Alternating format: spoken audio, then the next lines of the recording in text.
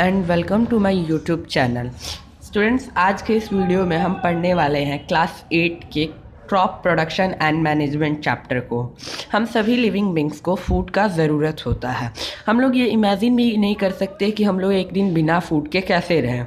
हम लोगों को हर एक काम, एक सिंगल वर्क के लिए एनर्जी का ज़रूरत होता है और वो एनर्जी हमें फूड से ऑब्टेन होता है। हम ये बात जानते हैं कि जो भी प्लांट्स होते हैं, ग्रीन प्लांट्स, वो अपने फूड को फोटोसिंथेसिस के प्रोसेस से ऑब्टेन कर लेते हैं, लेकिन एनिमल्स इस प्रोसेस के लिए अनेबल है। वो ये फोटोसिंथेसिस प्रोसेस नहीं कर सकते हैं, तो उन्हें अपने फूड की ज़रूरतों को दूसरे प्लांट्स और एनिमल से फुलफ़िल करना पड़ता है। वो डिपेंडेंट होते हैं। जब ह्यूमन बींग्स को ये बात पता चला कि उन्होंने वो सीड से प्लांट्स को ग्रो कर सकते हैं, तब ह्यूमन बींग्स ने स्टार्ट किया एग्रीकल्चर। यहाँ पे एग्रीकल्चर का डेफिनेशन दिया हुआ है: the practice of raising plants and rearing animals for food and other useful products is known as agriculture. Agriculture वो प्रोसेस होता है जिसमें क्रॉप्स को उगाया जाता है और एनिमल्स को रियर किया जाता है उनके यूजफुल प्रोडक्ट्स को लेने के लिए। Next is crops. Same types of plants being cultivated at one place on a large scale is called a crop। जैसे कि कोई भी एक तरह के प्लांट्स किसी बड़े लार्ज स्केल पे अगर उगाया जाए तो उसे हम लोग क्रॉप कहते हैं, जैसे कि rice crop, maize crop, wheat crop, many types of crops are there. The plot of land used for cultivation of crop plants is known as agricultural field. और जिस फील्ड पर हम लोग इन क्रॉप्स को उगाते हैं उन्हें हम एग्रीकल्चरल फील्ड कहते हैं। ओके, हमें क्रॉप्स से जो भी यूज़फुल प्रोडक्ट ऑब्टेन होते हैं उसके बेसिस पे हमने क्रॉप्स को कुछ ग्रुप्स में क्लासीफाई किया है। First is cereal crops. Cereal crops वो क्रॉप्स होते हैं जिनके हम लोग सीड ग्रेन्स यानी सीड्स को कंज्यूम करते हैं। ये क्रॉप्स स्टार्च और फाइबर में रिच होते हैं, जैसे कि व्हीट हो गया, उसके हम लोग सीड्स को कंज्यूम करते हैं। राइस के भी सीड्स को ही कंज्यूम करते हैं, मेज and many other crops. Second is fibre crops. Fibre crops वो क्रॉप्स होते हैं जिनका हम लोग यूज़ अपने कपड़े बनाने में और अदर कैरिंग बैग्स एक्सेट्रा उनको बनाने के लिए यूज़ करते हैं। उन्हें हम लोग फाइबर क्रॉप्स कहते हैं। फॉर एग्जांपल यहाँ पे दिया हुआ है जूट, कॉटन। जूट का हम लोग यूज़ जनरली कैरी बैग्स बनाने में, जूट बैग्स आपने देखा भी होगा, और कॉटन का हम लोग क्लॉथ्स बनाने में यूज़ करते हैं।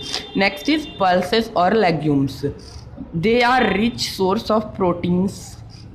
पल्सेस जो और लेग्यूम्स होते हैं वो प्रोटीन में रिच होते हैं, और एग्जांपल दिया है पल्सेस, ग्राम्स, बीन्स, ये। Next is oil yielding crops. Oil yielding crops ऐसे क्रॉप्स होते हैं जिनसे हमें ऑयल ऑब्टेन करते हैं, जैसे कि मस्टर्ड हो गया, sunflower, groundnut. Okay, next is sugar yielding crops. Sugar yielding ऐसे क्रॉप्स होते हैं जिनसे हमें शुगर ऑब्टेन करते हैं, जो जैसे कि sugar cane. Next is vegetables. Vegetables have high water content and are rich in minerals and vitamins and can be obtained from leaf systems, roots and flowers। Vegetables ऐसे क्रॉप्स होते हैं जो कि हमें हाई वाटर कंटेंट देते हैं और rich minerals में भी बहुत ज़्यादा उनमें मिनरल्स और विटामिन्स होते हैं, और वो हमें लीव्स, उनके लीव सिस्टम्स, रूट्स और फ्लावर्स से ऑब्टेन करते हैं। एग्जांपल दिया है spinach, potato, carrot and cauliflower. There are many types of vegetables in the market. Next is fruits. They are rich in water content, minerals and other dissolved nutrients. Fruits जो होते हैं उनमें water content ज़्यादा होता है। Generally हम लोगों ने भी देखा है फ्रूट्स में वाटर ज़्यादा होता है, मिनरल्स भी बहुत ज़्यादा होता है, डिजॉल्व्ड न्यूट्रिएंट्स भी होते हैं। Example apple, mango, orange, many other fruits are there. Next is spices. Spices मसाले। मसालों का यूज़ हम लोग जनरली फ्लेवर और टेस्ट फूड में डालने के लिए यूज़ करते हैं। यहाँ पे एग्जांपल दिया है pepper, ginger, cloves and many types of spices are there. India में सीज़न और क्लाइमेट के बेसिस पे और टेम्परेचर एंड रेनफॉल के भी बेसिस पे हम लोगों ने क्रॉप्स को दो टाइप्स में कैटेगराइज किया है। First is rabi crops. Crops grown in winter are known as rabi crops. ऐसे क्रॉप्स जो कि हम लोग विंटर में उगाते हैं और जो कि प्लांट किए जाते हैं अक्टूबर में और हार्वेस्ट कर लिए जाते हैं अप्रैल और मार्च के महीनों में। इसके एग्जाम्पल्स दिए हुए हैं यहाँ पे। Wheat, barley, gram, pea and mustard are the examples of rabi crops. ये सब राबी क्रॉप्स है जो कि विंटर सीजन में उगाए जाते हैं। Next is kharif crop. ऐसे क्रॉप्स जो कि हम लोग जनरली रेनी सीजन या समर सीजन में ग्रो करते हैं। They are planted in June and harvested in September. ये क्रॉप्स जून में प्लांट किए जाते हैं और इन्हें सितंबर में काट लिया जाता है। खारिफ क्रॉप्स के एग्जांपल्स यहाँ पे दिए हैं। पैडी यानी कि राइस, शुगर केन, ग्राउंडनट, मेज। Kharif crops requires large quantity of water. Kharif crop जो होते हैं उन्हें ज़्यादा पानी का ज़रूरत होता है, इसलिए जनरली ये रेनी सीजन में उगाए जाते हैं। Next topic is basis practices of crop production. हम जानते हैं ये बात कि कोई भी हमें क्रॉप उगाना होता है तो हम लोग डिफरेंट टाइप्स के स्टेप्स फॉलो करते हैं, वरना वो क्रॉप अच्छा यील्ड नहीं देगा। तो हम लोग जिन स्टेप्स को फॉलो करते हैं उन्हें हम एग्रीकल्चरल प्रैक्टिसेस कहते हैं। और कुछ एग्रीकल्चरल प्रैक्टिसेस यहाँ पे दिए हुए हैं जिन्हें हमें फॉलो करना ही होगा अगर हम कोई क्रॉप उगाना चाहते हैं। तो first is preparation of soil, selection and sowing of seeds, irrigation, weeding, crop protection, harvesting, and last is storage. The machines and tools used for agricultural practices are known as agricultural implements. Jin machines और tools का हम लोग use करते हैं इन steps को follow करने के लिए उन्हें हम agricultural implements कहते हैं।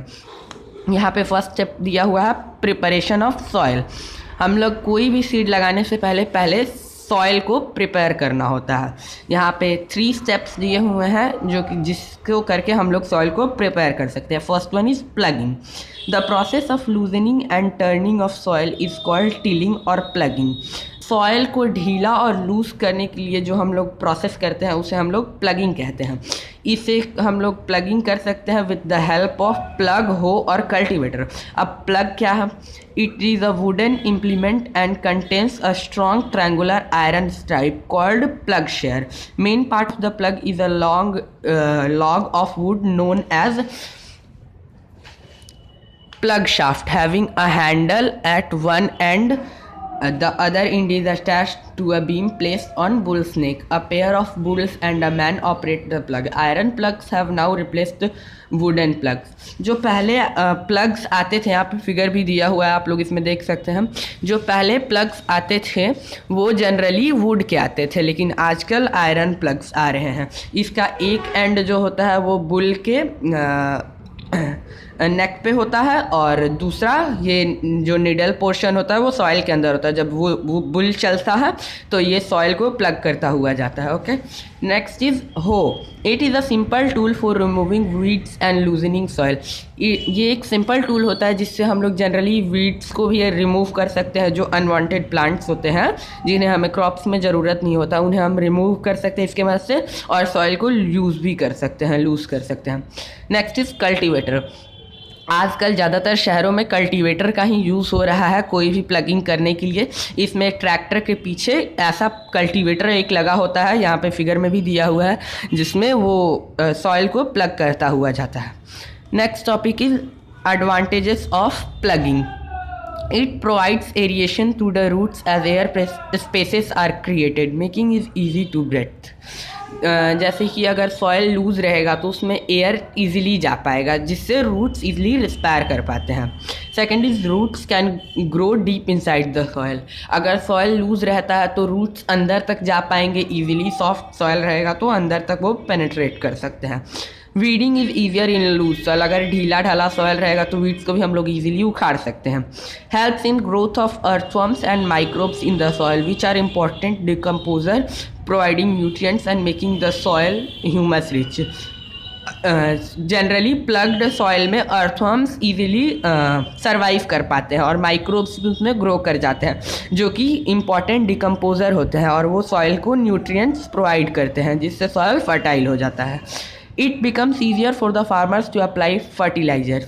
फार्मर्स के लिए भी ये ईजी होता है कि अगर लूज सॉइल में फर्टिलाइजर्स अंदर तक इरिगेशन करने पे वो चले जाते हैं, फर्टिलाइजर्स जो भी होता है। उसके बाद से plugging brings nutrients rich soil on the top so the plants can use it easily. जो प्लगिंग करते हैं तो उससे नीचे के जो भी सॉइल के अंदर न्यूट्रिएंट्स रहते हैं वो ऊपर आ जाते हैं जिससे प्लांट्स उन्हें ईजिली ले सकते हैं और अपना ग्रोथ कर सकते हैं। Next is levelling. Second step है ये प्रिपरेशन ऑफ सॉइल का। Levelling is done to make the surface of the soil uniform after the process of plugging. It is done with the help of a wooden और iron leveller. जैसे levelling आप plugging के बाद से जो soil होता है कहीं ऊंचा हो जाता है, कहीं डाउन हो जाता है, तो उसको लेवल करने के लिए हम लोग द लेवलिंग प्रोसेस करते हैं। ये पहले एक वुडन ब्लॉक से होता था, लेकिन आजकल एडवांस मशीन जैसे लेवलर से ये सॉइल लेवल किया जाता है। लेवलिंग के एडवांटेजेस यहाँ पे दिए हुए हैं। Bigger chunks of soils are broken down to smaller pieces. जो बड़े बड़े सॉइल के टुकड़े होते हैं जो कि प्लगिंग करने के बाद से ऊपर आए होते हैं, वो छोटे छोटे टुकड़ों में बिखर जाते हैं। Second is prevention of soil erosion by wind और वाटर। लेवलिंग से सॉइल इरोजन भी बचता है, जैसे कि ज़्यादा ऊंचा सॉइल रहेगा तो विंड आकर के उससे उड़ा ले जाएगा, जिस कारण से ये सॉइल इरोजन से भी बचाता है विंड के कारण। Third is promotes uniform irrigation, thus helps in water conservation and prevents water logging। ये यूनिफॉर्म इरिगेशन देता है, जैसे कि अगर सॉइल कहीं ऊंचा रहेगा तो वहाँ पे वाटर नहीं पहुँच पाएगा। अगर किसी खेत के छोर से हम लोग पानी डालते हैं तो वहाँ तक नहीं पहुँच पाएगा। अगर पूरा फील्ड लेवल्ड रहेगा तो वहाँ पे वो इजीली जा पाता है। Next is adding manures and fertilisers. Third step है प्रिपरेशन ऑफ सॉइल्स का। हम लोग जो भी सॉइल्स में मैन्योर्स फर्टिलाइजर्स डालते हैं ताकि सॉइल का फर्टिलिटी इंक्रीज करे, इस प्रोसेस को एडिंग मैन्योर्स एंड फर्टिलाइजर्स बोलते हैं। फर्स्ट मैन्योर क्या है? It is a organic substance obtained from the decomposition of animal and plant wastage. ये एक ऑर्गेनिक सब्सटेंस होता है जो कि प्लांट्स और एनिमल के डिकम्पोज्ड मटेरियल से ऑब्टेन होता है। ये हम लोग घर पे भी प्रिपेयर कर सकते हैं। It can be of two types. First is compost. Compost जो होता है वो जनरली डेड प्लांट और एनिमल्स से होता है, जो कि गार्डन में अपने आप ही हो जाता है फील्ड में, या फिर एग्रीकल्चरल फील्ड में भी अगर डेड प्लांट्स और एनिमल्स हो तो अपने आप डिकम्पोज होकर के कंपोस्ट हो जाता है। या फिर इसे हम लोग खुद से भी प्रिपेयर कर सकते हैं एक कंपोस्ट पिट बना करके। Okay, now farmyard manure. ये मैन्योर जनरली इंडिया में ज़्यादातर यूज़ होता है, जो कि एनिमल वेस्ट जैसे कि काऊ डंग, कैटल डंग और यूरिन एंड क्रॉप वेस्ट से ऑब्टेन होता है। ये पहले सुखा दिया जाता है सन में और इसे मिक्स कर दिया जाता है। The manure thus obtained is directly used as farm yard manure. और जो भी मैन्योर इससे ऑब्टेन होता है ये हम लोग डायरेक्ट फार्म में यूज़ कर सकते हैं। And the next topic is fertilisers.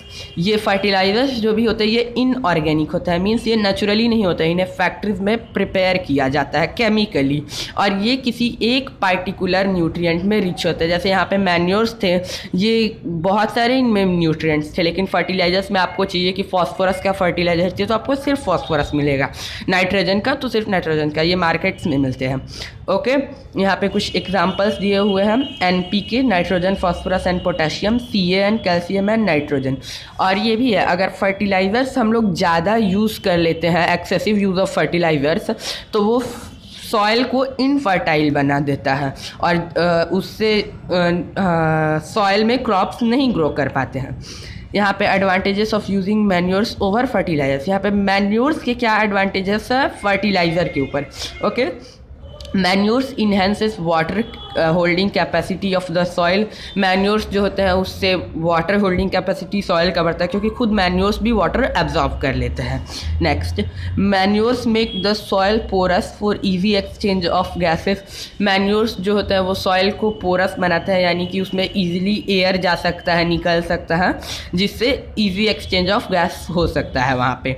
Third is manures make the soil rich in humus and increase the number of friendly microbes. Manures जो होता है वो सॉइल को ह्यूमस प्रोवाइड करते हैं और उनको number of friendly microbes growth कर देते हैं। जनरली मैन्योर्स में हम लोगों ने देखा है छोटे छोटे वॉर्म्स, इंसेक्ट्स ग्रो कर जाते हैं जो कि फ्रेंडली माइक्रोब्स होते हैं। Next is manures improve the soil texture as well as its water retaining capacity. Manure जो होता है वो सॉइल का टेक्सचर भी इम्प्रूव करता है और वाटर रिटेनिंग कैपेसिटी की, ताकि वाटर जो भी जा रहा है वो इजीली सॉइल में एब्जॉर्ब हो जाता है। तो इसी के साथ हम लोग ये वीडियो का पार्ट फर्स्ट है, इसका नेक्स्ट पार्ट जल्दी ही अपलोड किया जाएगा। Thank you.